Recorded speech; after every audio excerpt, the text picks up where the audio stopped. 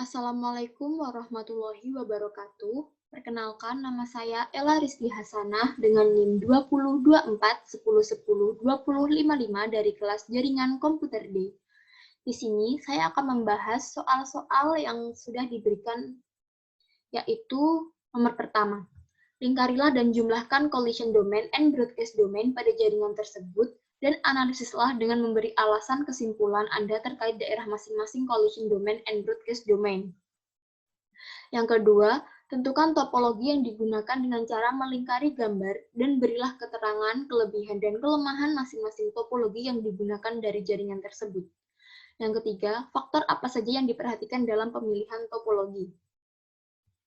Di sini terlebih dahulu saya akan membahas tentang collision domain. Sebelumnya, apa sih collision domain itu?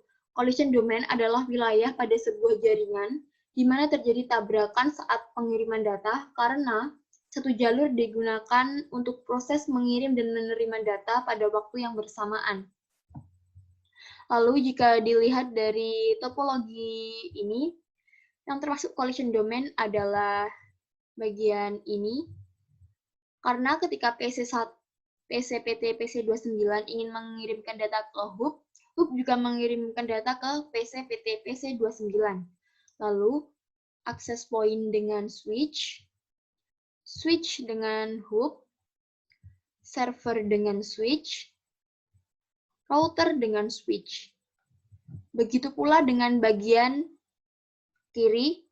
bagian kanan, di mana bagian ini juga merupakan collision domain, kemudian access point dengan switch dengan hub, server dengan switch dengan router, dan di sini collision domain juga termasuk router dengan router.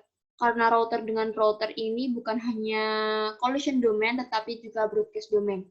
Jadi jika kita hitung, collision domain memiliki 1, 2, 3, 4, 5, 6, 7, 8, 9, 10, 11. Pada collision domain ini terdapat 11. Pada topologi ini terdapat 11 collision domain.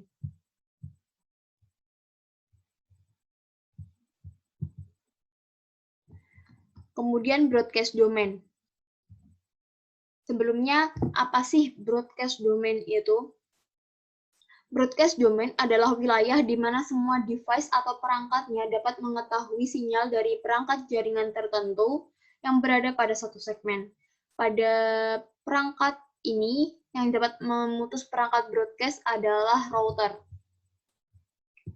Dari topologi jaringan ini, seperti sudah dibilang, router merupakan pemutus jaringan broadcast, maka di sisi kiri router, ini merupakan broadcast domain, dan juga sisi kanan router. Kemudian, selain sisi kiri dan sisi kanan router dengan router merupakan broadcast domain juga, seperti yang sudah saya bilang tadi, router bukan hanya sebagai collision domain, tetapi juga broadcast domain. Jadi, pada topologi jaringan ini, broadcast domain ada 3. Kemudian topologi yang digunakan. Topologi yang digunakan pada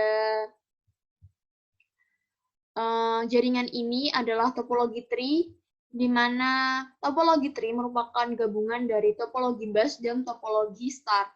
Di sini, yang berbentuk vertikal merupakan topologi bus, dan yang berbentuk star di bawah ini merupakan topologi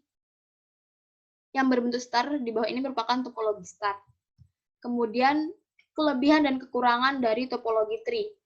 Kelebihan dari topologi tree yang pertama adalah mendukung untuk diterapkan pada jaringan komputer dengan skala besar. Yang kedua, pengembangan jaringan atau penambahan klien yang berada di bawah hub pusat dapat dilakukan dengan mudah. Yang ketiga, identifikasi kerusakan pada jaringan serta isolasi jaringan dapat dilakukan dengan mudah. Yang keempat, jika salah satu klien mengalami kerusakan atau gangguan, tidak akan mempengaruhi klien lain. Yang kelima, manajemen data yang baik sebab komunikasi terjadi secara point-to-point.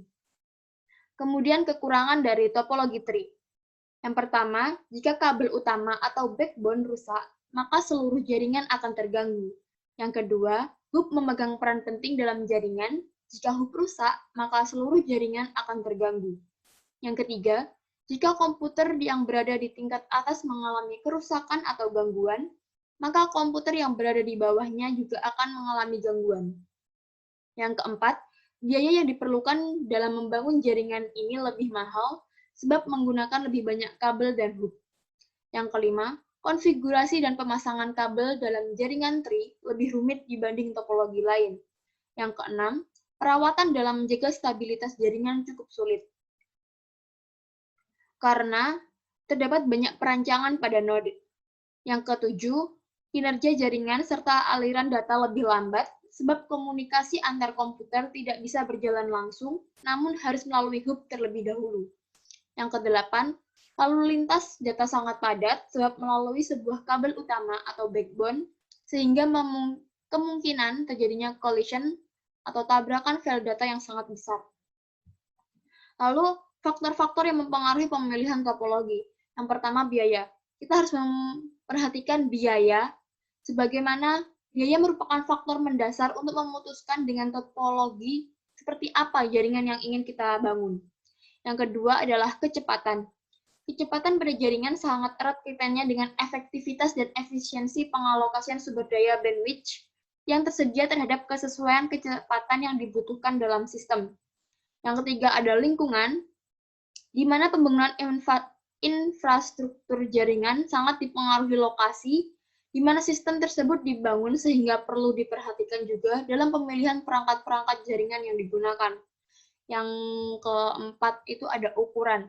Ukuran dilihat dari sejauh mana infrastruktur jaringan akan dibangun, apakah berskala enterprise dengan memiliki banyak server ataukah tidak. Yang terakhir adalah konektivitas. Keandalan dari suatu infrastruktur jaringan juga perlu untuk diperhatikan guna mempermudah akses terhadap jaringan yang ada. Sekian dari saya, bila ada salah kata maupun ucapan, saya mohon maaf. Wabillahi taufiq wal hidayah. Wassalamualaikum warahmatullahi wabarakatuh.